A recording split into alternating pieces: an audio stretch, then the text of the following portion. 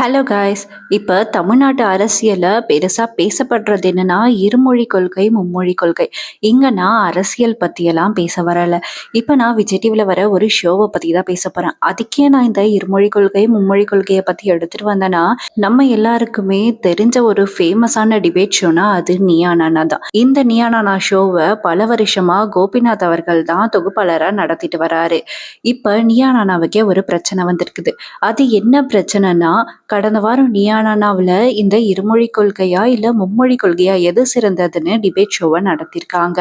ஆனால் இப்போ இந்த வாரம் வந்த நியானானா ப்ரோமோல பார்த்தோம்னா இஎம்ஐ மூலயமா பொருள் வாங்கலாமா, இஎம்ஐ நல்லதா கெட்டதான்ற மாதிரியான டிபேட் ஷோக்கான ப்ரோமோவை தான் விட்டுருக்காங்க. இந்த ப்ரோமோவுடைய கமெண்ட் செக்ஷன்ல பார்த்தா கூட நிறைய பேர் எங்களுக்கு அந்த லாங்குவேஜ் பாலிசி டிபேட் தான் வேணும் அப்படின்னு கேட்டுட்டு இருக்காங்க. ஆனால் இந்த ஒரு எபிசோட விஜய் டிவி டெலிகாஸ்ட் பண்றது ரொம்பவே கஷ்டம். ஏன்னா இந்த எபிசோட டெலிகாஸ்ட் பண்ணக்கூடாதுன்னு ஒரு அரசியல் கட்சிக்கிட்ட இருந்து கோபிநாத் அவர்களுக்கு மிரட்டல் வந்ததா சொல்லப்படுது.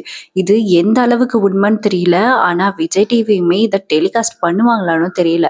ஆனா 90% விஜய் டிவியும் இதை டெலிகாஸ்ட் பண்ண மாட்டாங்க. ஆனா கோபிநாத் அவர்களுக்கு இது மிரட்டல் வந்துச்சா இல்லையா அப்படின்ற விஷயம் இன்னும் கன்ஃபார்மா தெரியல. இதை பத்தி நீங்க என்ன நினைக்கிறீங்கன்றத கமெண்ட்ல சொல்லுங்க. இதே போல இன்னும் நிறைய இன்ஃபர்மேட்டிவான வீடியோஸ் எல்லாம் பார்க்கணும்னா நம்ம சேனலை சப்ஸ்கிரைப் பண்ணிக்கோங்க. தேங்க்யூ ஃபார் வாட்சிங்.